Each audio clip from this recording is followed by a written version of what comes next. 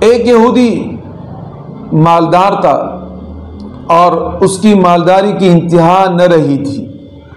اس نے اپنی مالداری کو اپنے ایک کمرے کے اندر چھپا کے رکھ دیا تھا، یعنی جو اس کے پاس سونا چاندی تھا تو ایک کمرہ بنایا اور اس کے اندر اس کو جمع کرتے رہے، اور اس دروازے کے اوپر ایک چوکیدار کو بٹھا رکھا تھا کہ اندر کوئی چلا نہ جائے۔ ایک دن اس کو خواہش ہوئی کہ کم از کم میں اپنے خزینے کے اندر تو چلا جاؤں اور جا کے اپنا مال اور دولت تو دیکھ لوں، اس لیے کہ اس کو اندازہ نہیں تھا کہ میرا مال دولت کتنا زیادہ ہے، اس کے پاس حساب کتاب نہیں تھا۔ تو اپنے خواہش کے مطابق جیسے کہ وہ اس کمرے میں داخل ہوئے، چوکیدار تیرے ہی دروازہ کھولا اور کھول کے اندر چلے گئے اور اپنے کمرے کے سونے چاندی کو دیکھ کے خوش ہوتے رہے۔ باہر سے چوکیدار آئے اور چوکیدار کو اس بات کا کوئی علم نہیں تھا کہ اندر کوئی گیا یا نہیں گیا۔ وہ یہ سمجھا کہ شاید یہ دروازہ کھلا ہوا مجھ سے رہ گیا، اس نے باہر سے دروازہ بند کر دیا۔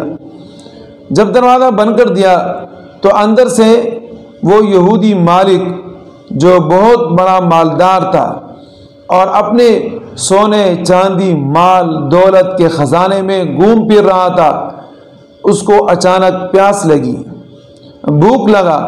پیاس اور بھوک کے مارے وہ جیسے دروازے کی طرف بھاگا تو دروازہ بند تھا، کھل نہیں رہا تھا، یہاں تک کہ اس کے اوپر بھوک اور پیاس کے حالت اس طریقے سے گزر رہی تھی کہ یہ موت کے قریب ہوا۔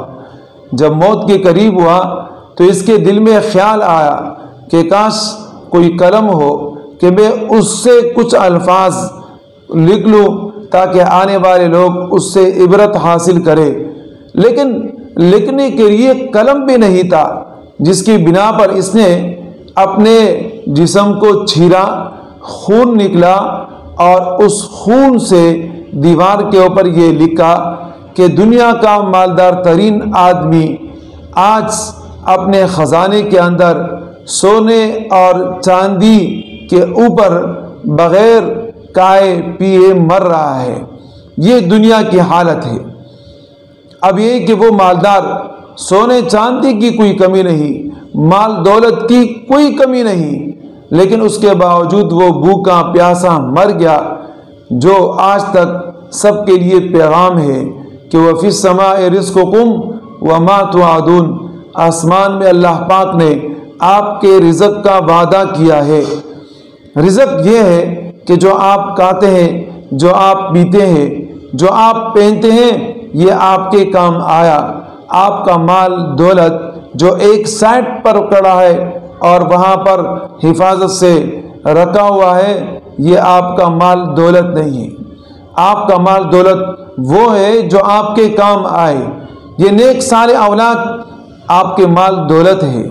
آپ نے اگر کسی کو تلقین کی، آپ نے اگر کسی کو نصیحت کی، آپ کی زبان پر کوئی آدمی دین کے مطابق زندگی گزارنے والا بن گیا، قرآن کریم کا حافظ بنا، عالم بنا اور گناہوں کو چھوڑ کے سیدھے راستے پر نکل پڑا، یہ آپ کا مال ہے۔